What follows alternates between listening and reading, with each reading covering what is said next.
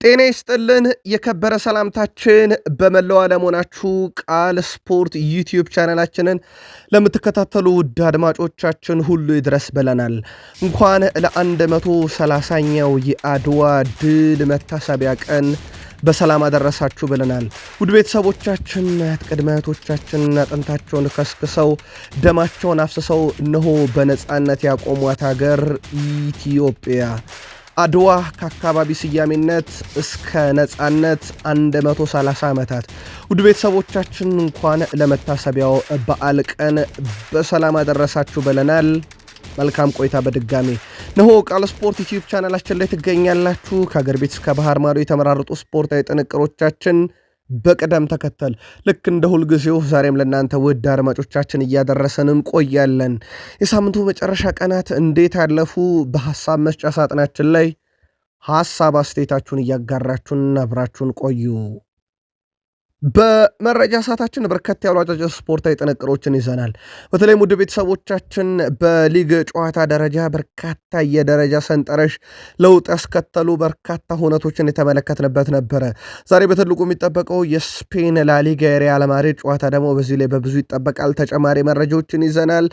በጣሊያን ታላቁ ጨዋታ በ6 ግብ ተጠናቋል። ለየት ያለውን አጋጣሚ እንነግራችኋለን። ውድ ቤተሰቦቻችን ከጣሊያን በተጨማሪ በጀርመን በፈረንሳይ እንዲሁ በርከት ያሉ ሁነቶች ነበሩ። ተዘዋውረን እንመለከታቸዋለን። የመካከለኛው ምስራቅ ቅልጥ ያለ ጦርነት በእግር ኳሱ ዓለም ላይ እና በስፖርቱ ዓለምም የራሱን ጥላ እያጠላ ይገኛል። ተጨማሪ መረጃዎችን ለእናንተ ውድ አድማጮቻችን በመረጃ ሰዓታችን በቃል ስፖርት ዩቲዩብ ቻናል ቆይታ ስታደርጉ ትከታተሉታላችሁ። በተወዳጁ የእንግሊዝ ፕሪሚየር ሊግ የመረጃ ሰዓታችን በርከት ያሉ አጫጭር ስፖርታዊ ጥንቅሮችን ይዘናል። ታላላቆቹ ክለቦች አስቀድመን እናነሳለን። በተለይም ቶትንሃም አሰልጣኙን በሾመ ማግስት ሊያሰናብተው የሆነ በርከት ያሉ ተጨማሪ መረጃዎችን ይዘናል። ለፔፕ ጋርዲዮላው ቡድን ማንቸስተር ሲቲ አስደናቂ ሳምንት ነበረ። በተለይም አዲሶቹ ተጫዋቾቻቸው ቡድኑ በዚህ ዓመት የዋንጫ ባለቤት ይሆን ዘንድ ጉልህ ሚናን እየተወጡ ነው። ሲቲና አዲሶቹን ፈራሚዎች ሲቲና ሳምንቱን እናነሳለን። በሊቨርፑልም በኩል በተመሳይ በበርከት ያለ ግብ ድል ያደረጉበት 4ኛ ተከታታይ ጨዋታ ያሸነፉበት በፕሪሚየር ሊጉ የአውሮፓን ትኬት ቆርጦ ለማጠናቀቅ ሻምፒዮኖቹ የተፋለሙበት ሳምንት ነበረ። ሳምንቱ ለሊቨርፑልም በጣም ጥሩ የሚባል ነበረ። በሳምንቱ አጋማሽ ደግሞ ሌላ ቶፕ ፎሩን ለማረጋገጥ የሚደረግ ፍልሚያ ይጠብቃቸዋል። ከዚህ ጋር በተያዘ ሰፋ ያለ ቡድን ዜና ለሊቨርፑል ደጋፊዎች በዩቲዩብ ገጻችን ተይዟል። አብራችሁን ቆዩ። ዩናይትድ በውድድር ዓመቱ ያለ ሽንፈት ጉዞን የቀጠለበት ከአንዳቻ ውጪ ሁሉም በካሪክ ስል ድል የተደረገበት ትላንትናም ያው የተደገመበት ነበረ። ማንቸስተር ዩናይትድ ካሪክ፣ ማንቸስተር ዩናይትድ እና ብሩኖ፣ ማንቸስተር ዩናይትድ እና ደጋፊዎች አሁንም በከፍታ ቀጥለዋል። የማንቸስተር ዩናይትድ ያውጣ ውረድ አልፎ አሁን ዩናይትድ በደረጃ ሰንጠረዡ 3ኝነት ላይ ተገኝቷል። ይህንን ልዩ አጋጣሚ በማንቸስተር ዩናይትድ በኩል በቃል ስፖርት ዩቲዩብ ቻናል ለየት ባለ መንገድ ተጨማሪ መረጃዎችን አሰናድተንበታል።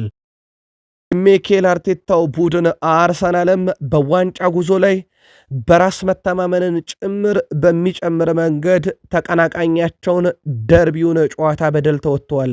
ጨዋታው ልዩ ነበር። ወደ ቤተሰቦቻችን ግን ብዙ አነጋጋሪ፣ ብዙ አስተዛዛቢ ጉዳዮች ነበሩት በሁለቱም ቡድኖች በኩል። ቲምበር የለም ይገባናል ሲል፣ ሚኬል አርቴታ ደግሞ ነብሴ ልትወጣ ነበር ብለዋል። የእሳቸውን ነብስ ከመውጣት የታደገችውን አጋጣሚ ጨምሮ በቼልሲና በአርሰናል ጨዋታ ዙሪያ ለየት ያለ ጥንቅር ተሰናድቷል። አብራችሁን ስትቆዩ ላይክ፣ ሰብስክራይብ፣ ሼር ማድረግ እንዳይረሳ። የሳምንቱ መጨረሻ ቀን ለእናንተና ለክለቦቻችሁ እንዴት ያለ ነበር? በሐሳብ መስጫ ሳጥናችን ላይ በቃል ስፖርት ዩቲዩብ ቻናል አጋሩን። ውድ ቤተሰቦቻችን በድጋሜ እንኳን ለ130ኛው የአድዋ ድል መታሰቢያ ቀን በሰላም አደረሳችሁ ብለናል። ውድ ቤተሰቦቻችን ዛሬ በርከት ያሉ ተጠባቂ ጨዋታዎች በአውሮፓ ዙሪያ ይደረጋሉ። በተለይም በጣሊያን ሴሪ 2 ጨዋታዎችን እንመለከታለን። ምሽት 1:30 ፔሺያ ከቦሎኛ ይጫወታሉ። ምሽት 4:45 ዩዲኒዜ ከፊዮረንቲና። በስፔን ላሊጋ ተጠባቂ ጨዋታ ቤርናቤው ላይ ሪያል ማድሪድ ከሄታፌ ጋር እንደዚሁ ጨዋታቸውን ምሽት 5 ሰዓት ሲል የሚያደርጉ ይሆናል። ተጨማሪ መረጃዎችን ይዘናል። አብራችሁን ቆዩ። በስፔን ላሊጋም በርከት ያሉ ጨዋታዎች ነበሩ። በስፔን ጀምር። ሴልታ ቪጎ ከዢሮና ካገናኘው ጨዋታን ጀምር። ሴልታ ቪጎ ጨዋታው 2-1 አሸንፏል። ለእንግዳው ቡድን ሴልታ ጁሲየል 58ኛው ደቂቃ ላይ ቪቶር ሬስ የዢሮናው ተጫዋች በራሱ መረብ ላይ 70ኛው ደቂቃ ላይ ሁለቱን የሴልታ የማሸነፊያ ግቦች ሲያስገኙ ለዢሮና ቫንት ነበር 35ኛው ደቂቃ ላይ ከሽንፈት ያልታደገች ግብ ያስቆጠረው። ሌላኛው በርከት ያሉ ግቦችን የተመለከተበት የሪያል ቤትስ እና የሴቪያ ጨዋታ ነው። ጨዋታው 2-2 በሆናቸው ውጤት ተጠናቋል። ለሪያል ቤትስ አንቶኒና ከዩናይትድ ያመጡት ማለት ነው 16ኛው ደቂቃ ላይ አንቶኒና ፊድሎግ በ37ኛው ደቂቃ ላይ ግቦቹን አስቆጥሯል። ለሴቪያ ሳንቼስ 62ኛው፣ ሮሜሮ 85ኛው ደቂቃ ላይ ሁለቱን ግቦች አስቆጥረው ነው ጨዋታው 2-2 የተጠናቀቀው። ሌላኛው መርሃ ግብር ቫሌንሺያ በሜዳውና በደጋፊው ኦሳሱናን 1-0 አሸንፏል። ራማዛይን 67ኛው ደቂቃ ላይ ብቸኛዋን ግብ ለቫሌንሺያ ከመረብ ማዋሃድ ችሏል። ሌላኛው መርሃ ግብር ውድ ቤተሰቦቻችን ኤልቼና ስፓኞልን ያገናኘ 2-2 የተጠናቀቀ ጨዋታ ነው። እዚህ ጨዋታ ላይ በነገራችን ላይ የዘረኝነት ጥቃት ደርሷል። እዚህም ጨዋታ ላይ በስፔን ላሊጋ ነው። ጉዳዩን እያጣራ ነው እንገኛለን። ለማንኛውም ኤልቼን 2 ግቦች አጓዶ 42ኛው ደቂቃ ላይ፣ ሚር 90ኛው ደቂቃ ላይ፣ እንደዚሁም በስፓኞል በኩል ሁለቱን ግቦች ጋርሻ 7ኛው፣ ሮሜሮ 57ኛው ደቂቃ ላይ እንዲሁ ከመረብ እያዋሃዱበት ነው። እዚህ ጨዋታ ላይ ከስደተኝነት ጋር በተያያዘ ነው የዘረኝነት ጥቃቱ የደረሰው። ውድ ቤተሰቦቻችን በተለይም በስፔን እና በሞሮኮ መካከል በጣም ቅርብ የሆነ ድንበር እንዳለ ይታወቃል። እናም ብዙ ሞሮካውያን በስፔን ይገኛሉ። ከዚህ ጋር በተያያዘ የደረሰውን የዘረኝነት ጥቃት የስፔን እግር ኳስ ፌዴሬሽን እንዴት ያየዋል? ጥቃቱስ እንዴት ያለ ነበር? በቃል ስፖርት ዩቲዩብ ቻናል በቀጣይ መረጃ እንመለስበታለን። ውድ ቤተሰቦቻችን ሌላኛው መርሃ ግብር ሪያል ማድሪድን ከሄታፌ ዛሬ የሚያገናኘው ነው። ምሽት 5 ሰዓት ይደረጋል። 26ኛ ሳምንት የላሊጋ መርሃ ግብር ነው። ሪያል ማድሪድ 28 ድል 3 አቻ 8 ሽንፈት በዚህ ውድድር ዓመት ሲገጥመው በሄታፌ በኩል 10 ድል 5 አቻ 13 ሽንፈቶችን አስተናግደዋል። ሪያል ማድሪድ በመጨረሻ 5 ጨዋታ 4 ድል አላቸው። አንዴን የተሸነፉት በሄታፌ በኩል ባለፉት 5 ጨዋታ 2 ድል 2 አቻ 1 ሽንፈት ገጥሟቸዋል። የመጨረሻ 4 ግንኙነታቸውን ነጥለን ከተመለከተን 4ቱም ሪያል ማድሪድ ድል አድርጓል። የመጀመሪያ ዙር ጨዋታን በሪያል ማድሪድ 1-0 ድል አድራጊነት ነው የተጠናቀቀው። ሪያል ማድሪድ 32 ጊዜ ሄታፌን አሸንፏል። ሄታፌ ከ6 በላይ የዘለለ ድል የለውም። ማድሪድ ላይ 5 ያቻ ወጥቷል።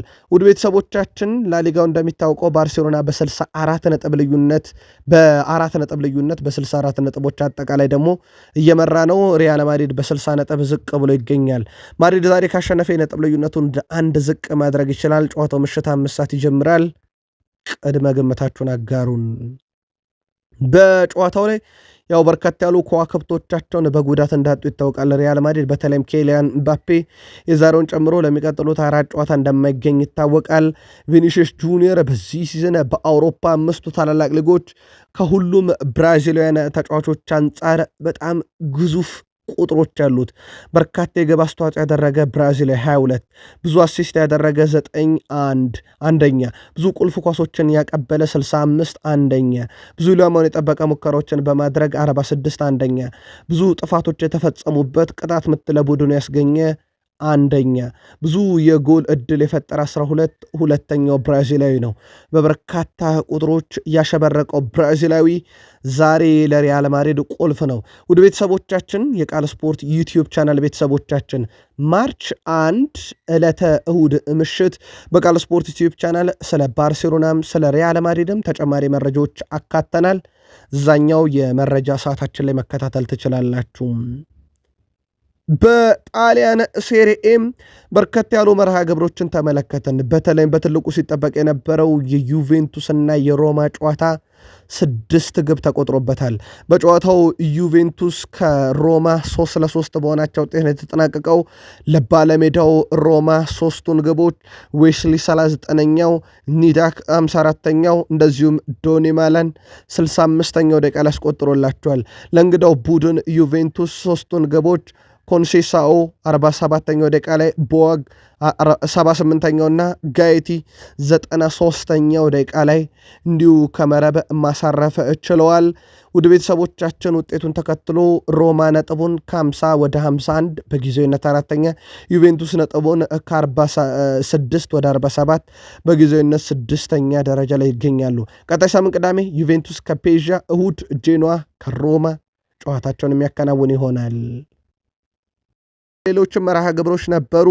ለአብነት ያክል ኤስ ሚላን ከሜዳ ውጪ ክሮሜንሴን 2-0 ያሸነፈበት ነው። 90ኛው ደቂቃ ላይ ፓቭሎቪች፣ 94ኛው ደቂቃ ላይ ራፋኤል ሊያኦ ግብ ያስቆጠረበት። ሌላኛው መርሃ ግብር ሳሱሎ አታላንታን 2-1 ያሸነፈበት። ኮኔ 23ኛው፣ ትራስታቬት 69ኛው ደቂቃ ላይ ሳሱሎን 2 ማሸነፊያ ግቦች ሲያስቆጥሩ ሙሻ 88ኛው ደቂቃ ላይ ለአታላንታ ብቸኛዋን ከሽንፈት ያልታደገች ግብ ያስቆጠረበት። ሌላኛው መርሃ ግብር ቶሪኒዮ ላዚዮን 2-0 ያሸነፈበት። ሴሜኔ 21ኛው፣ ዛፓታ 53ኛው ደቂቃ ላይ የቶሪኒዮን 2 የማሸነፊያ ግቦች እንዲሁ ከመረብ ያዋሃዱበት ነበረ። ዛሬ 2 ጨዋታዎች አሉ። ፔዥያ ከቦሎኛ እንዲሁም ዩዲኒዜ ከፊዮረንቲና ያጫወታሉ። ሴሪኤውን ኢንተር ሚላን በ67 ይመራል። ሚላን በ57 ይከተላል በ10 ነጥብ። ቀጣይ ሳምንት እርስ በርስ ይፋለማሉ። ናፖሊ በ53 ሶስተኛ፣ ሮማ በ51 አራተኛ፣ ኮሞ በ49 ነጥብ አምስተኛ ተገኝተዋል። በጀርመን ቡንደስሊጋ አርቤ ሌፕዚግ ከሃምቡርግ ያደረጉትን ጨዋታ 2-1 በሆነ ውጤት ድል አድርገዋል። ለአርቤ ሌፕዚግ ሁለቱን የማሸነፊያ ግቦች ሮሜሎ 36ኛው፣ የአንዶሜንዲ 50ኛው ደቂቃ ላይ ሲያስቆጠር፣ ለሃምቡርግ ቬራ ነበረ የአርሰናሉ የውሰት ተጫዋች 22ኛው ደቂቃ ላይ የማስተዛዘኛ ግብ ያስቆጠረው። አርቤ ሌፕዚግ በጨዋታው ድል አድርጓል። ሌላኛው መርሃ ግብር አይንትራክ ፍራንክፈርት ፍራይቡርግን 2-0 ያሸነፈበት ጨዋታ ነው። የአይንትራክ ፍራንክፈርትን 2 የማሸነፊያ ግቦች ቻይቢ 64ኛው ደቂቃ ላይ፣ ባዮዋ 81ኛው ደቂቃ ላይ እንደዚሁ ከመረብ ማዋሃድ የቻሉበትም ነበረ። ሌላኛው መርሃ ግብር ስቱትጋርት ወልቭስበርግን 4-0 ያሸነፉበት ነው። ዴኒስ ኡንዳፍ 21ኛው ደቂቃ ላይ፣ ሊዌሊንግ 30ኛውና 42ኛው ደቂቃ ላይ፣ ናሬቲ 65ኛው ደቂቃ ላይ ኳስና መረብን አሳርፏል። እነኚህ ዕለተ እሁድ የነበሩ ናቸው። በነገራችን ላይ ዕለተ ቀዳሜ በጀርመን ደር ክላሲካ ባየር ሙኒክ ቦሩሲያ ዶርትመንድን ሲግናል ኢዱና ፓርክ ስቴዲየም ድረስ አቅንቶ 2-0 ከመመራት ተነስቶ ባየር ሙኒክ 3-2 እንዳሸነፈ ይታወቃል። በነገራችን ላይ ጀርመናዊ ቦሩሲያ ዶርትመንድ ተጫዋች ኤምሬ ቻንም የኤሲኤል ጉዳት አስተናግዷል። ያም ከውድድሩ ውጭ ሊያደርገው ይችላል ተብሎ ይጠበቃል። አጠቃላይ ጀርመን ቡንደስሊጋን ባየር ሙኒክ በ63 ይመረዋል። ቦሩሲያ ዶርትመንድ በ52 ይከተላል። ሆፈኔም በ46 ነጥብ ሶስተኛ፣ ስቱትጋርት በ46 ነጥብ በግብ ክፍያ ተበልጦ አራተኛ፣ አርቤ ሌፕዚግ በ44 ነጥብ አምስተኛ፣ ባየርና ሌቨርኩሰን በ40 ነጥብ ስድስተኛ ደረጃ ላይ ይገኛሉ። በጀርመን ቡንደስሊጋ የጥሎ ማለፍ ወራጅ ቀጠና ወርደር ብሬመን በ22 ነጥብ 16ኛ፣ ወራጅ ቀጠና ውስጥ ወልቭስበርግ በ20 ነጥብ 17ኛ፣ ሃይደንሄም በ14 ነጥብ 18ኛ ደረጃ ላይ ተገኝተዋል። የፍራንስ ሊጋን በርከት ያሉ መርሃ ግብሮች ነበሩ። ባለሜዳው አዳጊው ፓሪስ ኒንስን 1-0 ያሸነፈበት ጨዋታ ይጠቀሳል። ሙኒሽቲ 26ኛው ደቂቃ ላይ ብቸኛዋን የአዳጊውን ፓሪስ ግብ ከመረብ አዋህዷል። ሌላኛው 1-0 የተጠናቀቀ ጨዋታ ብሪስት ከሜዳ ውጪ ሜትስን 1-0 ያሸነፈበት ነው። ጆሪክ 69ኛው ደቂቃ ላይ ብቸኛዋን የእንግዳዋን ቡድን የብሪስትን የማሸነፊያ ግብ አስቆጥሯል። እንዲሁ በተመሳሳይ 1-0 የተጠናቀቀ ጨዋታ ነበረ። ሊል እናንተስን 1-0 ያሸነፈበት ጨዋታ ነው። ንጉይ 94ኛው ደቂቃ ላይ ብቸኛዋን የባለሜዳውን የሊል 1-0 ድል ማድረጊያ ግብ ከመረብ አዋህዷል። በርከት ያለ ግብ የተቆጠረባቸው 2 ጨዋታዎች እንመልከት። ሎሪየንት ከኦግዤር እናስቀድም። 2-2 የተጠናቀቀ ጨዋታ ነው። ዲኜ ለሎሪየንት 29ኛውና 19ኛው ደቂቃ ላይ፣ ለኦግዤር ደግሞ 2ቱን ግቦች ሲኒያ አንደኛው፣ ካዝሚር 24ኛው ደቂቃ ላይ አስቆጥሮ ነው ጨዋታ 2-2 በሆናቸው ውጤት የተጠናቀቀው። ከወዲህ ደግሞ ማርሴ ኦሎምፒክ ሊዮንን 3-2 ያሸነፈበት ጨዋታ ነው።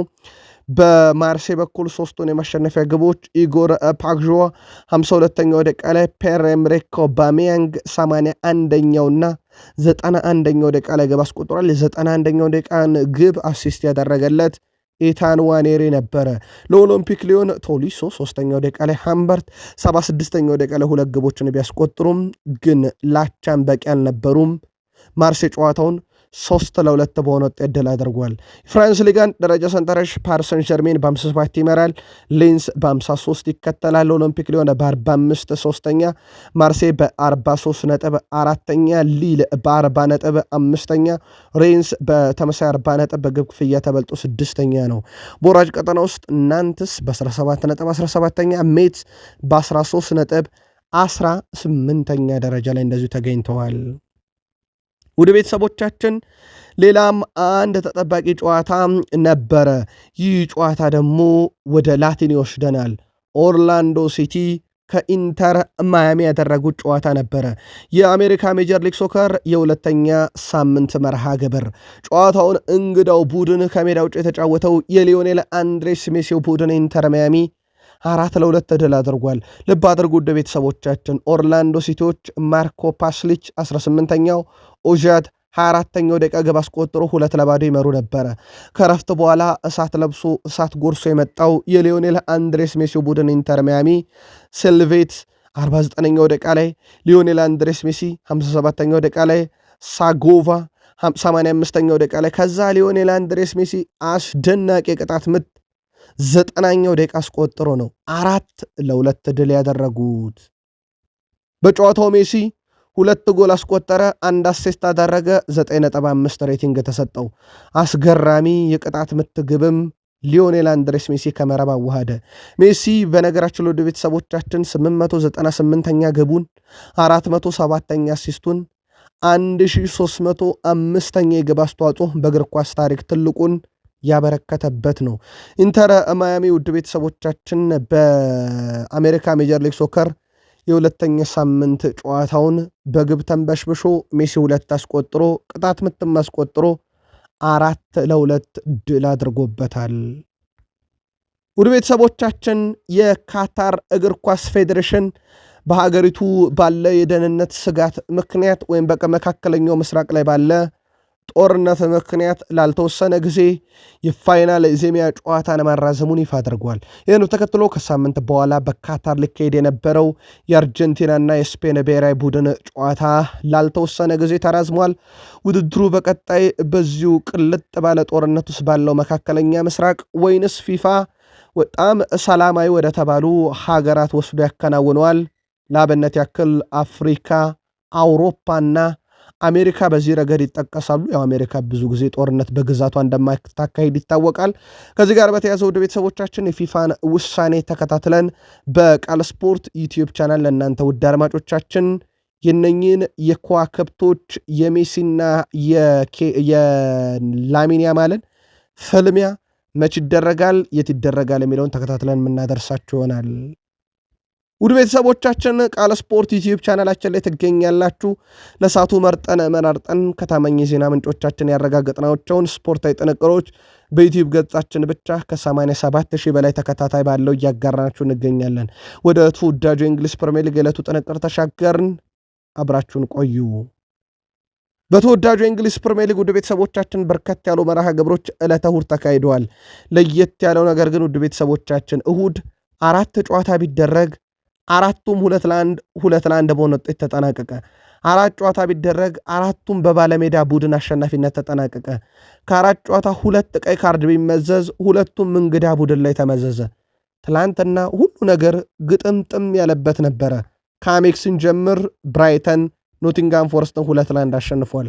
ጎሜዝ 6ኛው ደቂቃ ላይ፣ ዳኒ ዌልቤክ 15ኛው ደቂቃ ላይ ሁለቱን የብራይተን የማሸነፊያ ግቦች ሲያስቆጥሩ ለኖቲንጋም ፎረስት ከሽንፈት ያልታደገች ብቸኛ ግብ ጊብስ ዋይት 13ኛው ደቂቃ ላይ ነበረ ያ ተመሳስሎ በበዛበት ምሽት ማስቆጠር የቻለው። እዚህም ባለሜዳ ነው ድል አድራጊው ፉልሃም ቶትናም ሆትስፐርስን ልክ እንደ ቀሪዎቹ 3 ጨዋታ ሁሉ 2-1 ያሸነፈበት ጨዋታውን ቶትንሃም እንግዲህ ተሸንፏል። ለቶትንሃም በጣም ጭንቅ ጊዜ ነው። አሁንም ሃሪ ዊልሰን 7ኛው ደቂቃ ላይ፣ አሌክስ ዮቢ 34ኛው ደቂቃ ላይ ሁለቱን የፉልሃም ግቦች ሲያስቆጥሩ ሪቻርልሰን 66ኛው ደቂቃ ላይ ቶትንሃምን ከሽንፈት ያልታደገች ብቸኛ ግብ ከምዕራብ አዋሃደ። ነው ቶትናም 10 የፕሪሚየር ሊግ ጨዋታ ያለ ድል ተጉዟል። ከብሬንትፎርድ 0-0፣ ከሰንደርላንድ 1-1፣ በብረድማውስ 3-2 ተሸነፈ። በዌስትሃም 2-1 ተሸነፈ። ከበርኔ 2-2 ተጠናቀቀ። ከሲቲ 2-2 ተጠናቀቀ። በዩናይትድ 2-0 ተሸነፉ። በኒካስል 2-1 ተሸነፉ። በአርሰናል 4-1 ተሸነፉ። ትላንት በፉላም 2-1 ተሸነፉ። ኢጎር ቶዶር ወንበራቸው እንደማይጸና እርግጥ የሆኑ ሳምንታትን እያሳለፉ ይገኛሉ። በሳቸውም ዘመን ያው ቶተንሃም ቀጥሏልና ወንበራቸው ሳይሞቅ ሊሰናበቱ ይችላሉ ተብሎ ይጠበቃል። ሳምንቱ ለፔፕ ጋርዲዮላ ቡድን ማንቸስተር ሲቲም በፈታኙ ምሽት ድል ያደረጉበት፣ አዲስ ፈራሚዎቻቸው ሲከላከሉም ሲያጠቁም ድንቅ የነበሩበት ሳምንት ነበረ። የጋርዲዮላ ቡድን ወደ ኢላንድ ሮድ ስቴዲየም ነበረ በሳምንቱ ያቀናው። አንቶኒዮ ሴሜኒ 45ኛው ደቂቃ ተጠናቆ በጭማሪው ደቂቃ በሁለተኛዋ ላይ ከመረብ ያዋሃዳት ግብ ነበረች። ሲቲን ባለሙሉ 3 ነጥብ አድርጎ ቼልሲና አርሰናል ተጫውተው ውጤት እስኪታወቅ በ2 ነጥብ ልዩነት እንዲሆን ያደረጉት፣ በኋላም አርሰናል ድል አድርጎ ነጥብ ልዩነቱ ቢሰፋም ማለት ነው። ውድ ቤተሰቦቻችን በዚህ ጨዋታ ላይ ግን ብዙ አስተዛዛቢ ጉዳዮች ነበሩ። አንደኛው በጾም መፍቻ ስለተፈቀደ በፕሪሚየር ሊጉ ተጫዋቾች ጾማቸውን እንዲፈቱ ጨዋታው ቢቆረጥ የሊድስ ዩናይትድ ደጋፊዎች የተቃወሙበት፣ ጋርዲዮላ እንዴት ልዩነቶችን አታከብሩም ብለው የተጋፈጡበት፣ ከደጋፊዎች የተሰደቡበት፣ የተዘለፉበት ነበረ። ከዛ በኋላ እሳቸውም ይሄንን ተችተው ኮንነው ነበረ የሊድስ ዩናይትድ ደጋፊዎችን። በስተመጨረሻ ግን አንድ ነገር ተናገሩ። የአውሮፓ ሻምፒዮንስ ሊግ ትኬትን መቁረጥ የምንችልበት ቦታ ላይ እንገኛለን ብለው ተጫዋቾቻቸውን ከጫና የጠበቁበትን ለየት ያለም ንግግር ያደረጉበት ነበረ። የሲቲ ደጋፊዎች ሳምንታችሁ እንዴት ነበረ? ፕሪሚየር ሊጉ ሊጠናቀቅ 9ም 10ም ጨዋታዎች እየቀሩ ነውና የእናንተው ቡድን ሲቲ ለዋንጫው ምን ያህል ቀርቧል ብላችሁ ታስባላችሁ? 33ኛ ሳምንት አርሰናል ከሲቲ ተጠባቂ የፕሪሚየር ሊግ ጨዋታ እንዳለበት ሂሳቡን ሰርታችሁት ማለት ነው። ሊቨርፑል በሁሉም ውድድሮች ከዌስትሃም ዩናይትድ ጋር ባደረጋቸው የመጨረሻ 11 ጨዋታ በሙሉ አሸንፈዋል። 35 አስቆጥረዋል። የተቆጠረባቸው 10 ብቻ ነው። መዶሾቹ ወይም ቶትንሃሞች ለሊቨርፑል ቅልል ያለ ክለብ ሆነዋል። በዚህም ሳምንት ውድ ቤተሰቦቻችን 7 ግብ ሲቆጠር 5ቱ ለሊቨርፑል የተቆጠሩ ናቸው። አንዱን የዌስትሃም ዩናይትድ ተጫዋች ራሱ ላይ ጭምር አስቆጥሮ ሁጎ ኤኪቲኬ፣ ቨርጂል ቫንዳይክ፣ መካሊስተር፣ ኮዲ ጋክፖና አሌክስ ዲሳሲ በራሱ መረብ ላይ ባስቆጠሩት ግብ ነበረ ዌስትሃምን 5-2 አሸንፎ በሊቨርፑል በኩል ሳምንቱን በድል አጠናቀው ቀጣይ ውድድር ዓመት ሻምፒዮኖቹ በአውሮፓ ሻምፒዮንስ ሊግ ለመሳተፍ በሚያስችላቸው ደረጃ አካባቢ ላይ ይገኙ ዘንድ የረዳቸው ቡድኑ በዚህም ሳምንት ሌላ በጣም ወሳኝ ጨዋታ ይጠብቋል። ወደ ሞሊንግስ አቅንተው ጨዋታ ያደርጋሉ። በጨዋታው ላይ ግን ያለ ፍሎሪያን ቪርዝ መጫወታቸው እርግጥ ሆኗል። በዚህ ጉዳይ ላይ ዛሬ አሰልጣኝ አርኔ ስሎት ጋዜጣዊ መግለጫ ይሰጣሉ። ለእናንተ ውድ አድማጮቻችን ተከታትለን መረጃውን በዩቲዩብ ገጻችን የምናጋራችሁም ይሆናል። ሁጎ ኤኪቲኬ በዌስትሃሙ ጨዋታ ባለግብ ነበረ። 3 ጎሎችን በፍጥነት ማስቆጠራችን ለድሉ ወሳኝ ነበር ብሏል። እንደዚህ አይነት ጨዋታዎች ላይ ቀደም ብለህ ጎል ስታስቆጠር ይጠቅማል የሚለው ሁጎ ኤኪቲኬ ቡድንና ደጋፊዎችም ይረዳል፣ በራስ መተማመን ይሰማል እና በግልጽ በግማሽ ሰዓት ውስጥ 3-0 መርተን ነበር። ጥሩ ነው፣ ግን ዌስትሃም ምንም ማለት እንዳልሆነ አሳይተውናል። ውጤቱን ለመቀልበስ ጥረዋል። ያ ማለት በፕሪሚየር ሊጉ ምንም አይነት ደካማ ቡድን እንደሌለ ማሳያ ነው ብሏል። ተጋጣሚ ቡድኖች ጎሎች ሲያስቆጥሩ እንደገና መሻሻል መጠንከር ነበረብን። 5ቱም ጎሎች ለእኛ በጣም አስፈላጊ ነበሩ። በአንድ ጨዋታ ብዙ ጎሎችን ማስቆጠር ከጀመርን ረጅም ጊዜ ሆኖናል። ይሄ ጥሩ ሳምንት ነበር ብሏል የሊቨርፑሉ ሁጎ ኤኪቲኬ ስለ ጨዋታውም ሲናገር በጨዋታው ረገድ በጣም ጥሩ ቀንም የመጣ ጨዋታ ነው ብሏል። በሳምንቱ አጋማሽ ተጨማሪ ጨዋታ ስላለን በጥሩ ሰዓት የመጣ ጨዋታ ነው፣ በጥሩ ሁኔታም ተወተነዋል ሲል ተደምጧል። የዌስትሃም ዩናይትዱ አሰልጣኝ ኑኖ ስፕሪንቶ ሳንቶስ ግን አልተዋጠላቸውም። በፊታችሁ ቆሜ መናገር የምችለው ነገር ጥሩ ነበርን፣ ሞኝ እንደምትሉኝ አውቃለሁ፣ ግን ጥሩ ነበርን። ሜዳ ላይ በሊቨርፑል በኩል ከደረሰብን ብልጫ በኋላ ወደ ጨዋታው ለመመለስ በርካታ ጥረቶችን አድርገን ነበረ። በጨዋታው ላይ በቀላሉ እጅ አልሰጠንም። ብዙ ያየሁት መሻሻል አለ እያሉ ነው። ምናልባት በጨዋታው ላይ የሊቨርፑል ቡድን 3-0 እየመራቸው ነበረ። ከዛ በኋላ ወደ 3-1 ቀየሩት። 4-1 መርቷቸው ወደ 4-2 ቀየሩት። ምናልባት ውጤት ጠቧል የሚባለው 3-1 እና 4-2 የነበሩበት አጋጣሚ ነው። ከዛ በኋላ ወደ 5-2 ተቀየረባቸው። እሳቸው ግን ቡድን ላይ ተስፋ ይቻለው እያሉ ይገኛሉ። ዌስትሃም በነገራችን ላይ በፕሪሚየር ሊጉ ላለመውረድ የሚጫወት ቡድን እንደሆነ ይታወቃል። ሳምንቱ ግን ለሊቨርፑል እና ለሊቨርፑላውያን በጣም አስደናቂ በርከት ያለ ግብ የተመለከቱበት ለአውሮፓ ሻምፒዮንስ ሊግ ትኬት በጣም የቀረቡበትም ሳምንት ነበረ። ዩናይትድ እና ካሪክ በድል ጎዳና ላይ ናቸው። ውድ ቤተሰቦቻችን 2026 ከገባ በኋላ እንደ ዩናይትድ በርካታ ነጥብ የሰበሰበ በመላው አውሮፓ በአምስቱ ታላላቅ ሊጎች ውስጥ አንድም ተፈልጎ አይገኝም። በፕሪሚየር ሊጉ ደግሞ ዩናይትድ ያለ ሽንፈት ጉዞ የቀጠለበት ምናልባት ዩናይትዳውያን ከወቅታዊ ቡድኑ ጥንካሬ አንጻር መለስ ብለው በዌስትሃሙ የጣሉት ነጥብ እንዲቆጫቸው ሁሉ የሚያደርጉ ሳምንታትን እየተመለከቱ ነው። ዩናይትድ ትላንትና ፓላስን 2-1 አሸንፏል። ፓላስ ሎሬክስ 4ኛው ደቂቃ ግብ አስቆጥሮ ይመሩ ነበር። በኋላም ላይ ይህ ሎሬክስ የተባለ ተጫዋች 56ኛው ደቂቃ ላይ የመጨረሻውን ሰው ማቲያስ ኩኛ ላይ ጥፋት ሰርቶ በቀጥታ ቀይ ካርድ ከሜዳም ወጥቶ ፍጹም ቅጣት ምት ተሰጠ። ብሩኖ ሚጌል ፈርናንዴዝ ያችን ፍጹም ቅጣት ምት ወደ ግብነት ቀየረ። ከዛ 65ኛው ደቂቃ ላይ አስደናቂ ኳስ ሳጥን ውስጥ አሻማ ቤንያሚን ሼሽኮ ከመረብ ጋር አዋሃዷት ዩናይትድ 2-1 በሆነ ውጤት ድል ያደረገበት ነበረ። ውድ ቤተሰቦቻችን ቤንያሚን ሼሽኮ በ8 ጨዋታ 7 ግብ ያገኘበት ማይክል ካሪክ ቡድኑን እየመሩ ያለ ሽንፈት የተጓዙበት 2026 ከገባ በኋላ ዩናይትድ ያልተሸነፈበት በደረጃ ሰንጠረዡ ካስቶን ቪላ 3ኛነትን የተረከበበት ነበረ። ዩናይትድ በ51 ነጥብ 3ኛ፣ ፓላስ በ35 ነጥብ 14ኛ ላይ ቀርቷል። በሳምንቱ አጋማሽ ዩናይትድ ወደ ሴንት ጄምስ ፓርክ ስቴዲየም አቅንቶ የኤዲሃውን ኒውካስል ዩናይትድ የሚገጥም ይሆናል። ሐሙስ ክሪስታል ፓላስ ወደ ቶትናም ሆትስፐር ስቴዲየም አቅንቶ ቶትናምን ይፋለማል። በጨዋታው ላይ ማንቸስተር ዩናይትዶች በጣም አስደናቂ ጊዜን ሲያሳልፉ፣ በነገራችን ላይ ኮቢ ሜይኖን የሚጠቀመው ማንቸስተር ዩናይትድ አሁንም እየተሸነፈ አይደለም። ለውጥ ካለን ከካሪክ ቀጥሎ ለውጥ ያየነው የጨዋታ ስታይል ለውጥ ያየነው የኮቢ ሜይኖ ወደ ቋሚ መምጣት ነው እና በኮቢ ሜይኖም ስር ዩናይትድ ያለ ሽንፈት እየተጓዘ ነው። ምናልባት ጨዋታውን ቁጥር በጥሩ ሁኔታ ይገልጿልና እንዴት ነበረ የሚለው እንመልከት። ከሁስኮርድ ቁጥሮችን ተውሰን ዩናይትድ 2-1 አሸነፈ።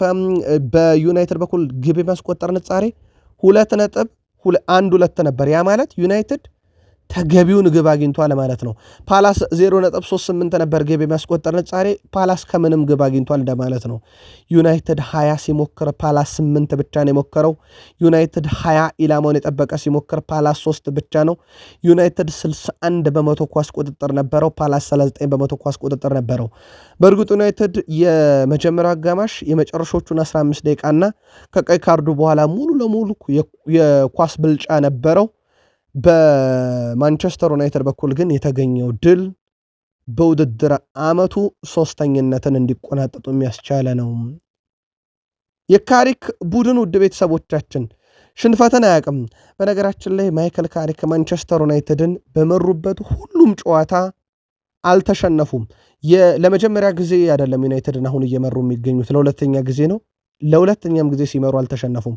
በዛ ላይ ደግሞ ውድ ቤተሰቦቻችን አሁን ላይ የካሪክ ቡድን ለየት የሚያደርጉ ክብረ ወሰኖችን ማስመዝገብ ችሏል።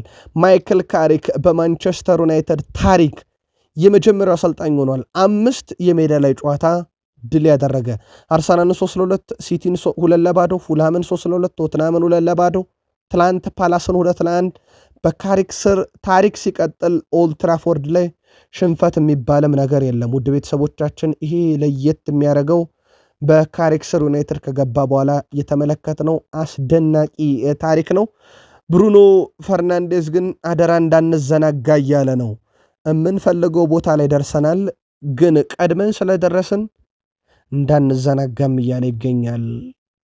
ብሩኖ ሚጌል ፈርናንዴዝ በማንቸስተር ዩናይትድ በዚህ ውድድር ዓመት 25 ጨዋታ 7 ግብ 13 አሲስት። ይሄ በፕሪሚየር ሊግ ነው። ብሩኖ ፈርናንዴዝ ዘንድሮ በፕሪሚየር ሊግ 20 የግብ አስተዋጽኦ አለው። ልብ አድርጉ፣ ያ ድክም ባለው በሩበን አሞሪም ቡድን ስር ብሩኖ ፈርናንዴዝ ጥልቅ አማካይ እንጂ የ10 ቁጥር ቦታ ተጫዋች አልነበረም። በዛም ጊዜ ግብና አሲስት ነበረው። አሁን ደግሞ ምቾት በሚሰማው የካሪክ ቡድን ውስጥ በጣም አስደናቂ ጊዜን እያሳለፈ ይገኛል። ካፒቴኑ ብሩኖ ፈርናንዴዝ በእግር ኳስ ሕይወቱም 215ኛ ግቡን ነው ትላንትና ያስቆጠረው። 185ኛ አሲስቱ ላይ ደርሷል። 400 የግብ አስተዋጽኦ። ብሩኖ ሚጌል ፈርናንዴዝ 6 የግብ አስተዋጽኦ በ7 የማይክል ካሪክ ጨዋታዎች ስር። የማይክል ካሪክ የዩናይትድ ቆይታ ከተመቻቸውም ሰዎች ውስጥ አንደኛው ካፒቴኑ ነው ብሩኖ ሚጌል ፈርናንዴዝ። ብሩኖ ፈርናንዴዝ ለማንቸስተር ዩናይትድ በ18 የተለያዩ የፕሪሚየር ሊግ ጨዋታ ላይ ጎልም አስቆጥሯል፣ አሲስትም አድርጓል። ይህ ዴቪድ ቤካም ለክለቡ ያስመዘገበውን አጠቃላይ ድምር 17 በልጧል። የተቀሩት ሪያን ጊግስ 22 ጨዋታ ላይ ግብም አሲስትም፣ ዋይኒ ማርክ ሩኒ 35 ጨዋታ ላይ ግብም አሲስትም ነበረው። ምናልባት ለጊግስ ቅርብ ነው፣ 4 ጨዋታዎች ብቻ ይቀሩታል። ይሳካለት ይሆኖይ በቀጣይ የሚጠበቅ ይሆናል። ብሩኖ ሚጌል ፈርናንዴዝ ግን ውድ ቤተሰቦቻችን በዩናይትድ መለያ 100 ሲደመር አሲስት 100 ሲደመር ግብ ያለው ነው። ይህ በእንዲህ እንዳለ ብሩኖ ፈርናንዴዝ ባለፉት 20 ጨዋታ 14 አሲስት 8 ጎሎች በአጠቃላይ 22 የግብ ተሳትፎ አለው። ይህ ተጫዋች በማንቸስተር ዩናይትድ ይቆይ አይቆይ ውዝግብ ሊነሳበት የሚገባ ነውን? ዩናይትድውያን በዩቲዩብ ገጻችን አጋሩን። ቤንያሚን ሼሽኮ ትላንትና 1 ጎል አስቆጥሯል። የማሸነፊያውንም እንደ ልማዱ 80% ኳስ የማቀበል ስኬት ነበረው። 6 ኳስ የነካው በተቃራኒ ሳጥን ውስጥ ነው። ከ7 የአየር ላይ ኳስ 6 አሸንፏል። ከ4 ሙከራ 3ቱ ኢላማውን የጠበቀለት ነበረ። ቤንያሚን ሼሽኮ በ43 ደቂቃ ግብ ያስቆጥራል። ባለፉት 8 ጨዋታዎች ላይ 16 ደቂቃ ፉልሃም ላይ ግብ አስቆጠረ። 15 ደቂቃ ተጫወተ ቶትናም ላይ ምንም ግብ አስተዋጽኦ አልነበረውም። ዌስትሃም ላይ 21 ደቂቃ ተጫወተ ግብ አስቆጠረ። ኤቨርተን ላይ 32 ደቂቃ ተጫወተ ግብ አስቆጠረ። ትላንትና በቋሚነት በካሪክ ስር ለመጀመሪያ ጊዜ ጀምሮ 75 ደቂቃ ተጫወተ ግብ አስቆጠረ። ቤንያሚን ሼሽኮ በዩናይትድ በካሪክ ስር ጥሩ ጊዜን እያሳለፈ ነው። ለአብነት ያከለ በሩበን አሞሪም ስር ቤንያሚን ሼሽኮ በ1040 ደቂቃ የነበረው ግብ ብዛት 2 ነበረ። ኮዲ ግን በካሪክ ስር በ348 ደቂቃ ብቻ 7 ግብ ያለው።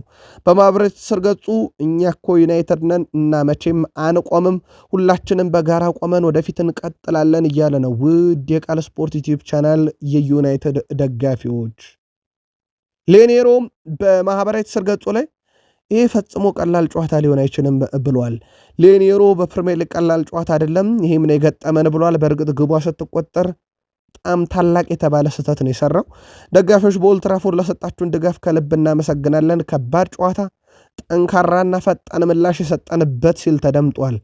ይህ ተጫዋች በዩናይትድ ሊያድግ እንደሚችል ግን ፍንጭ የተመለከትንበት ነበረ። ውድ ቤተሰቦቻችን ምናልባት በዩናይትድ በኩል የፋብሪዚዮ ሮማኖ አንድ ዘገባ የዩናይትድ ኃላፊዎች ካሪክን ሲሾሙ ቡድኑን እንዲያሻሽል ጠብቀው ነበረ፣ ግን በዚህን ያክል ደረጃ ቡድኑን ያሻሽላል፣ ቡድኑን ይለውጣል የሚል እምነት ግን አልነበረም እና የቋሚነት ስፍራን አሁን ለውይይት ሊቀርብ ይችላል በቦርዱ እያለ ነው። የቃል ስፖርት ዩቲዩብ ቻናል የዩናይትድ ደጋፊዎች በጉዳዩ ላይ መልካታችሁን እንዲሁ ልታጋሩን ትችላላችሁ። ዩናይትድ አሁን 3ኝነትን ተረክቧል በ51 ነጥብ። ቀጣይ የተቀሩትን ጨዋታዎች ደግሞ በተለይም 10ሩን ጨዋታ ተወጥቶ የት ያጠናቅቃል የሚለው በትልቁ በዩናይትዳውያን ዘንድ የሚጠበቀው ጉዳይ ነው። ምናልባት በቡድን ዜና ዩናይትድ ቤት አንድ ተጫዋች እናንሳ፣ ሜሰን ማውንት። ማንቸስተር ዩናይትድ በቀጣይ ክረምት እንደሚጠበቀው ተጫዋች ይሸጣል፣ ተጫዋች ይገዛል። እንደ ሜሰን ማውንት ያለ በብቃት ጥያቄ የማይነሳበት ግን መች ሜዳ ላይ ኖሮ ለዩናይትድ ይጫወታል የሚለውን ግን ማንም እርግጠኛ ሆኖ መናገር የማይችልበት ተጫዋች ነው። ለዩናይትድ አንድ ጨዋታ ወይም ጥቂት ደቂቃዎችን ተጫውቶ በርከት ያሉ ቀናትን በጉዳት ነው የሚያሳልፈው። ይህ ተጫዋች ቀጣይ ክረምት ላይ የመሸጥ ዕድሉ በጣም ከፍተኛ ነው እየተባለም ይገኛል። ቀሪ ሌሎች የሚሸጡ አሉ። ከዛ ዩናይትድ በ6 ቁጥር ቦታ ላይ በስፋት ምልከታዎችን አድርጎ ተጫዋች ያመጣበታል ተብሎ ይጠበቃል። አርሰናልና አርሰናላውያን ድንቅ ሳምንት አሳልፈዋል። አርሰናል በተከታታይ የድል ጎዳና ላይ ሲገኝ ትላንት የረታው ግን ታሪካዊ ተቀናቃኙን ቼልሲን ነው። በእርግጥ አርሰናል ቼልሲን የመርታት ችግር በዚህ ዓመት እንደሌለበት በቅርቡ በካራባው ካፕ ጨዋታ አስመስክሯል። ግን የትላንትናው ጭንቅ የበዛበት ጨዋታ ነው። ፕሪሚየር ሊግ ነው። አርሰናል ይህንን መድረክ በብዙ ስለሚፈልገው በትልቁ የተጠበቀ ጨዋታ ነበረ። ጨዋታው በአርሰናል 2-1 አሸናፊነት ተጠናቋል። ቃል ስፖርት ዩቲዩብ ቻናላችን ላይ የምትገኙ ዊሊያም ሳሌባ 21ኛው ደቂቃ ላይ፣ ዩሊያን ቲምበር 66ኛው ደቂቃ ላይ ሁለቱን የማሸነፊያ ግቦች ለአርሰናል ሲያስቆጥሩ፣ ሌላኛው የአርሰናል ተጫዋች ፔሮ ሄንካፔ ነው በራሱ መረብ ላይ ለቼልሲ 45ኛው ደቂቃ ተጠናቆ በጭማሪ ሁለተኛው ደቂቃ ላይ በራሱ መረብ ላይ አዋህዶ የነበረው። ቼልሲ ከሽንፈቱ በላይ ይህን ገብጋቢ ቀይ ካርድ ጉዳይ ቀጥሏል። ተረኛው ፔድሮ ኔቶ ነው። 67ኛው ደቂቃ ላይ ቢጫ ካርድ አየ። 70ኛው ደቂቃ ላይ መልሶ ቢጫ ካርድ አይቶ በሁለተኛ ቢጫ ካርድ ከሜዳ ወጥቷል። አርሰናል ነጥቡን 64 አድርሶ አንደኛ ነው። ቼልሲ በ45 ነጥብ ስድስተኛ። በሳምንቱ አጋማሽ ሮብ አርሰናል ወደ አሜክስ አቅንቶ ብራይተንን፣ ቼልሲ ወደ ቪላ ፓርክ አቅንቶ አስቶን ቪላን የሚገጥም ይሆናል። ምናልባት ጨዋታውን በቁጥር እንግለጸው። ከኦፕታ ላይ ተውሰን አርሰናል 2-1 ሲያሸንፍ 1.13 ግብ የማስቆጠር ንጻሬ የነበረው አርሰናል ተጨማሪ ግብ ከምንም አግኝቷል እንደማለት ነው። ቼልሲ 1.01 ግብ የማስቆጠር ንጻሬ የነበረው በቂ ግብ አግኝቷል እንደማለት ነው። ከጨዋታው አርሰናል 12 ሲሞክር ቼልሲ 9፣ አርሰናል 5 ኢላማውን ሲጠብቅላቸው ቼልሲ 3 ብቻ። ቼልሲ 59 በመቶ የኳስ ቁጥጥር፣ አርሰናል 41 በመቶ የኳስ ቁጥጥር። በማሸነፊያ ቱልሶች ካየን በጣም የተሻለው ቡድን አርሰናል ነበር፣ ድል አድርጎበታል። የሚገባንን 3 ነጥብ ነው የወሰድነው እያለ ነው ዩሊያን ቲምበር። የአርሰናል የማሸነፊያ ግብ ከመረብ ያዋሃደው ዩሊያን ቲምበር ቡድናቸው የሚገባውን 3 ነጥብ እንዳሳካ ተናግሯል። ጨዋታውን እኮ ማሸነፍ ይገባን ነበር ያለው ዩሊያን ቲምበር በራሳችን መኩራት እንችላለን ሲል ተደምጧል። አክሎም በአርሰናል ከቡድን አጋሮች ጋር ለበርካታ ዋንጫዎች እየተፎካከርን በመሆኑም ያኮራኛል ብሏል። በነገራችን ላይ አርሰናል ለአራቱም ዋንጫ እድሉ ከማንም በላይ በእጁ ነው። ፕሪሚየር ሊግ በ2 ነጥብ ልዩነት 100% የተረጋገጠ እየመራ ነው። አሁን በ5 ነጥብ ልዩነት የሚመራ ያው ሲቲ አንድ ቀሪ ጨዋታ ስላለው ነው በሚለው ከተያዘ። ካራባው ካፕ በራሱ መወሰን ይችላል፣ ፍጻሜ ደርሷል። የአውሮፓ ሻምፒዮንስ ሊግ ቀለል ያለው ምድብ ላይ ነው ያለው፣ እስከ ፍጻሜ መድረስ ሊችል የሚችልበት ማለት ነው። በእርግጥ ቀላል በአውሮፓ ሻምፒዮንስ ሊግ ባይኖርም ማለት ነው። ከዛ በዘለለ በኤፍኤ ካፕ 5ኛ ዙር ላይ ደርሷል። በዚህ በጣም እድለኛ ነን እያለ ነው ቲምበር። አርሰናል አዲስ ሪካርድ ተጋርቷል። ወደ ቤተሰቦቻችን የሰሜን ለንደኑ ክለብ አርሰናል በሊጉ በአንድ የውድድር ዓመት በርካታ የማዕዘን ምት የማስቆጠር ሪካርድ የተጋራው። መድፈኞቹ 16 የማዕዘን ምት ሲያስቆጥሩ ከዚህ በፊት ተይዞ የነበረውን ሪካርድ ተጋርተውታል። አርሰናል ቼልሲ ላይ 2 የማዕዘን ምት ግቦችን ትላንት ማስቆጠሩ አይዘነጋም። ያ ማለት ዌስት ብሮሚች አልቢዮን 2016-17 16 የማዕዘን ምት በአንድ ሲዝን፣ ኦልድሃም 1992-93 16 የማዕዘን ምት ከመረብ አዋህደው ነበረ። ልብ አድርጉ አርሰናል ገና 9 የፕሪሚየር ሊግ ጨዋታ ይቀረዋልና ቢያጣ ካሁኑ የአርሰናል ሪካርድ አንጻር አንድ የማዕዘን ምት አያጣምና ሪካርዱን በእጃቸው ማስገባታቸው የሚቀረ አይመስልም። አርሰናልና የቆመ ኳስ፣ አርሰናልና የማዕዘን ምት አሁንም አደገኛው የጥቃት መሳሪያ ሆኖ ትላንትናም ቼልሲን ረተውበታል። አርሰናል የቆመ ኳስ መሪም ጭምር ነው። ኖት ኦንሊ ፕሪሚየር ሊጉ ብቻ እያለ ነው ሪስ ጄምስ። የሰሜዎቹ ተጫዋች ሪስ ጄምስ አርሰናል የፕሪሚየር ሊጉ መሪ ብቻ አይደለም፣ አርሰናል በቆመ ኳስም መርታት አዳጋች ብሎታል። በአሁኑ ሰዓት በእግር ኳስ ይበልጡ የግብ የሚገኝበት አጋጣሚ ከቆመ ኳስ ነው የሚለው ሪስ ጄምስ አርሰናል በዓለም ላይ የቆመ ኳስ መሪ ብሎታል። ሪስ ጄምስ እነሱን ለማስቆም በጣም አስቸጋሪ ነው ብሏል። ዛሬ 2 ግቦችን አስቆጠረውብናል፣ በጣም ተበሳጫለሁ ብሏል። ነገር ግን ወደፊት እንቀጥላለን። የአርሰናል የቆመ ኳስ የበላይነት ግን አሁን በፕሪሚየር ሊጉ የነጥብ መሪ ብቻ ሳይሆን የቆመ ኳስን መሪ ያደርጋቸዋል ብሏል። ቁጥሮችም ያንን ነው የሚያሳዩት። ውድ ቤተሰቦቻችን በነገራችን ላይ ሊቨርፑል 2026 ከገባ በኋላ የቆመ ኳስ በማስቆጠር ቀዳሚው ነበረ። ትላንትና አርሰናል ያንን አድርጎ ከሊቨርፑል ሪካርዱን ተጋርቶታል። ሚኬል አርቴታ ነፍሴ ልትወጣ ነበር ብለዋል። በእርግጥ ነፍሳቸውን ልታወጣ የነበረችው አጋጣሚ ምን ነበረች? እንመልከታት። የመድፈኞቹ አሰልጣኝ ሚኬል አርቴታ ቡድናቸው ውጤቱ የተሻለ የማድረግ እድል አግኝቶ እንደነበረ ገልጸዋል። ከቀይ ካርዱ በኋላ የተለየ ነገር ይፈጠራል ብለን ጠብቀን ነበር ያሉት አርቴታ ነገር ግን ሊሆን አልቻለም ብለዋል። ዳቪድ ራያ የጋርናቾን ሙከራ ስላዳነበት አጋጣሚ የተጠየቁት አርቴታ ልቤ መስራት አቁሞ ነበር፣ ነገር ግን ራያ ወደ ህይወት ነው የመለሰኝ ሲሉ በቦታው ላይ የነበረውን ጭንቀታቸውን ተናግረዋል። ያቺ ማካሊስተር መቷት ልክ ጃሊጂ ዳናሮማ ሲያደናት የሲቲው አሰልጣኝ ፔፕ ጋርዲዮላ ማመን ተስኗቸው ሲደግሙት ነበረ። ትላንትና ነፍሴ ልትወጣ ነበር ብለዋል ደግሞ ሚኬል አርቴታ በራያ ጉዳይ። አክሎም ዳቪድ ራያ ከመሪዎቹ አንዱ ነው፣ ትኩረቱን እንዴት መጠበቅ እንዳለበት የሚያውቅ ግብ ጠባቂ ብለውታል። ዴክላን ራይስ ተጎድቷል ብለዋል። መች ለጨዋታ ይደርሳል በሚለው ጉዳይ ላይ ሲጠየቁ ደግሞ ከምርመራ በኋላ እንገመግመዋለን ብለዋል። የራይስን ጉዳት በተመለከተም ቃል ስፖርት ዩቲዩብ ቻናል ተከታትለን መረጃ ለአርሰናላውያን እናመጣዋለን። አርሰናል በዚህ ሲዝን በሁሉም ውድድር መድረኮች 44 ጨዋታ 34ቱ ድል 7ቱ አቻ 3ቱ ብቻ ናቸው ሽንፈት። በፕሪሚየር ሊግ በ64 ነጥብ ይመራሉ። በሻምፒዮንስ ሊግ 16ቱን በአንደኝነት ተቀላቅለዋል። በካራባው ካፕ ፍጻሜ ደርሰዋል። በኤፍኤ ካፕ 5ኛ ዙር። በነገራችን ላይ ከነኚህ 44 ጨዋታ በግማሹ መረቡ አልተደፈረም። በ22ቱ 98 ግብ ተቃራኒ መረብ ላይ ሲያስቆጥሩ 30 ብቻ ነው አርሰናል ላይ የተቆጠረባቸው። አርሰናል አሁን በሁሉም ዋንጫ ላይ በኩሌታ አለ። የትኛውን ያሳካዋል በሚለው ጉዳይ ላይ ግን በዩቲዩብ ገጻችን የምትገኙ የአርሰናል ደጋፊዎች የግል መልከታችሁን አጋሩን። ሳምንቱን ሙሉ የነሱን የቆመ ኳስ ለማስቆም ስንሰራ ነበር ብለዋል ሊያም ሮዘኒየር።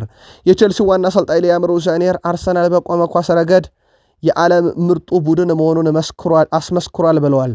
የመጀመሪያው ጎል አስደናቂ ነበር ያሉት ሮዘኒየር አርሰናል በቆመ ኳስ የዓለም ምርጡ ብለውታል። አክሎም ሳምንቱን ሙሉ ግን እኛ ሰርተናል፣ ለፍተናል፣ ለቆመ ኳስ ተዘጋጅተናል፣ ግን ያሸነፉን በዛው መንገድ ነው ብለዋል ሊያም ሮዘኒየር። በነገራችን ላይ በፕሪሚየር ሊግ የመጀመሪያ ሽንፈታቸውን ነው ያስተናገዱት። ሊያም ሮዘኒየር በጣም የቸገራቸው ነገር ቢኖር አሁንም በእንግሊዝ ከመጡ በኋላ አርሰናልን ማሸነፍ ነው። 3 የገጥሞት በ3ቱም ተሸንፈዋል። እንደ አጠቃላይ የእሳቸው ቡድን ቼልሲ ባለፉት 11 ጨዋታ አርሰናልን አልረታውም።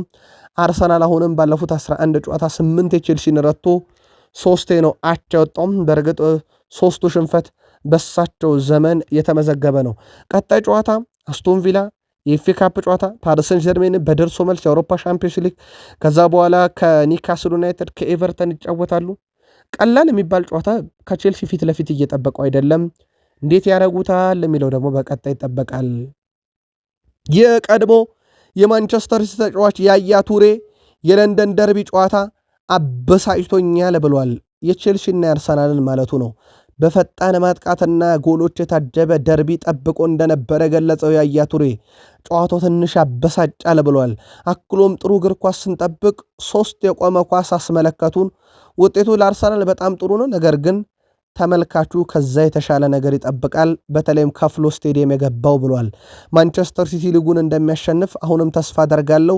ሲቲ ከአርሰናል የተሻለ እግር ኳስ ስለሚጫወት ውጤቱን ቀልብሶ የቀድሞ ክለቤ ዋንጫውን ይበላል እያለ ይገኛል። ግን 3 የቆመ ኳስ እንዴት በዚህን የሚያክለው ጨዋታ እንመለከታለን ብሎ ያያ ቱሬ በጨዋታው ደስተኛ እንዳልሆነ ተናግሯል። ሊያም ሮዘኒየር አሁን ጉዳዩ ተጫዋች መቅጣት አይደለም መፍትሄ መፈለግ ነው ብሏል። እሳቸው ቡድኑ ሲረከቡት የቀይ ካርድ የማየት ችግር አልነበረበትም፣ ግን ተጠናክሮ ቀጥሏል። ቼልሲ 9 ካርዶችን በሁሉም ጨዋታ ዘንድሮ ተመልክቷል። ውድ ቤተሰቦቻችን ቼልሲ በእንግሊዝ ፕሪሚየር ሊግ 9 ካርዶችን በመመልከት በታሪክ ከኪፒአር እና ከሰንደርላንድ ሪከርድ ከሆኑ ታሪኮች ተጋርቷል። ቼልሲ እነሆ 9 ካርድ ላይ ሲደርስ ከዚህ በፊት 2008-9 ሰንደርላንድ፣ 2011-12 ኪንስ ፓርክ ሬንጀርስ ይህንኑ 9 ቀይ ካርድ በአንድ ሲዝን ተመልክተው ሪካርድ ነበረ። በነገራችን ላይ ልብ አድርጉ፣ ኪንስ ፓርክ ሬንጀርስ እና ሰንደርላንድ ሲዝኑን ነው በዛ ያጠናቀቁት። ለቼልሲ ደግሞ ቀሪ 10 ጨዋታ እንዳለ እንዳይዘነጋ። ሳንቼዝ በዩናይትድ ጨዋታ፣ ቻሎባ በብራይተን፣ ጉስቶ በኖቲንጋም ፎረስት፣ ካይሴዶ በአርሰናል፣ ኮኮሪያ በፉላም፣ ፎፋና በበርንሌ፣ ትላንትና ኔቶ በአርሰናል ጨዋታ የቀይ ካርድ ሰለባ ሆኖ ነው ጨዋታ የተጠናቀቀው። ቼልሲና ቀይ ካርድ ሲቀጥሉ ከሰሞኑ ሮይኪን እንዳትረሱ አስታውሱ። ጨዋታውን ገምት ሲባል እኔ ጨዋታውን ከምገምት አንድ የቼልሲ ተጫዋች በቀይ ካርድ ይወጣል ብዬ ብገምት ይቀለኛል ብሎ እንደገመተውም ትላንትና ቼልሲዎች ቀይ ካርድ አይተዋል። ፒተር ቼክ ቡድኑ እኮ ምርጥ ነው ይላል። የቀድሞ ክለቡን ቼልሲን ነው። በእርግጥ ለአርሰናልም ተጫውቷል። ቡድኑ በጣም ምርጥ ነው፣ ጥሩ ስብስብ አለው፣ ግን ልምድ የለውም ብሏል። ይህ ወጣት ስብስብ ነው። ስለዚህ ይሄ ወጣት ስብስብ በቀጣይ ውድድር ዓመት ልምድ ይፈልጋል እያለ ይገኛል። ማንን አምጥቶ የሚለው ግን ቀጣይ ይጠበቃል። ችግር የለበትም ተጫዋች የማስፈረም። ትላንትና ቃል ስፖርት ዩቲዩብ ቻናል በምሽት መረጃችን ቶድ ቦ ስፖርቲንግ ዳይሬክተርን በሆኑበት ሰዓት እንዴት ተጫዋች ተመለምላላችሁ ሲባሉ ሲቲ ሊያስፈርም የሚሞክረውን ሁሉ እኛ እናስፈርመው ነበር ብለው ነበረ። ከዚህ ጋር በተያዘ ቀጣይ ክረምት ላይ ቼልሲ በርከት ያሉ ተጫዋቾችን ወደ ቡድኑ ያመጣል ተብሎ ይጠበቃል። ሚኬል አርቴታ እንደ ቼልሲ የቀለላቸው ቡድን የለም። 11 ጊዜ ረተውታል። ወልብስን እንኳን ይሄ ዘንድሮ እጅግር የሌለውን ቡድን 10 ብቻ ነው የረቱት። ኒካስልን 9፣ ቶትናምን 9፣ ክሪስታል ፓላስና ሊድስን 9፣ ቼልሲን ሲሆን ግን 11 የረተውታል። በቀጣይ እሳቸው ቡድን ወደ አሜክስ አቅንቶ ከብራይተን ጋር ይጫወታል። በጣም ጥሩ ዜና ግን በተመሳሳይ ሰዓት ነው ከሲቲ ጋር ጨዋታው የሚደረገው። አርሰናል ውድ ቤተሰቦቻችን 16 ጎሎችን ከማዕዘነ ምት ሲያገኝ 9 ጨዋታዎችን መርቶበታል። ይሄ ለየት የሚያደርገው ነገር ነው። አርሰናል በዚህ ውድድር ዓመት 9 ጨዋታ ከማዕዘን ምት በተገኙ ጎሎች አስቆጥሮ ጨዋታን መርቷል። ይሄ ከ1994-95 በኋላ ከሳውዛምፕተን በኋላ የተመዘገበ ሌላ ድል ነው። ታዲያ ሚኬል አርቴታ ስለዚህ የቆመ ኳስ ሲጠየቁ ምንኛ ብቻ የተቆጠረብንም እኮ ከማዕዘን ምት የመጣ ኳስ ነው አትዘንጉት ሲሉ ተደምጠዋል። ማይክል አርቴታ ቡድኑ ባለፉት 26 የፕሪሚየር ሊግ የለንደን ደርቢ ጨዋታ አንድ ጊዜ ብቻ ነው የተሸነፉት። 19 ድል 6 አቻ 1 ሽንፈት አላቸው። በአጠቃላይ የሳቸው ቡድን ለፕሪሚየር ሊግ ዋንጫ ሁሉን ነገር በራሱ መወሰን የሚችልበትን ዋስትና የወሰደበት 28ኛ ሳምንት ነው። አርሰናል አንድ ቀሪ ጨዋታ ቀድሞ ተጫውተዋል። ከወልቭስ ጋር በ64 ነጥብ ይመራል። ሲቲ በ59 ይከተላል። ዩናይትድ በ51 ነጥብ 3ኛ፣ አስቶን ቪላ በ51 ነጥብ በግብ ክፍያ ተበልጦ 4ኛ፣ ሊቨርፑል በ48 ነጥብ 5ኛ፣ ቼልሲ በ45 ነጥብ 6ኛ፣ ብሬንትፎርድ በ43 ነጥብ 7ኛ፣ ኤቨርተን 8ኛ፣ ፉላም 9ኛ፣ በርንማውዝ 10ኛ፣ ብራይተን 11ኛ፣ ሰንደርላንድ 12ኛ፣ ኒካስል 13ኛ፣ ክሪስታል ፓላስ 14፣ ሊድስ 15፣ ስፐርስ 16፣ ኖቲንጋም ፎረስት 17፣ ወራጅ ቀጠና ውስጥ ዌስትሃም 18፣ በርንሌይ 19፣ ወልቭስ 20ኛ ደረጃ ላይ ይገኛሉ። እግር ኳስ አፍቃሪያን ዛሬ በጣሊያን ሴሪያ ፔዣ ከቦሎኛ፣ ዩዲኒዜ ከፊዮረንቲና፣ በስፔን ላ ሊጋ ሪያል ማድሪድ ከሄታፌ ይጫወታሉ። በድጋሚ እንላለን ልክ መግቢያችን ላይ እንዳልነው እንኳን ለ130ኛው የአድዋ ድል በዓል መታሰቢያ በሰላም አደረሳችሁ። አበቃን።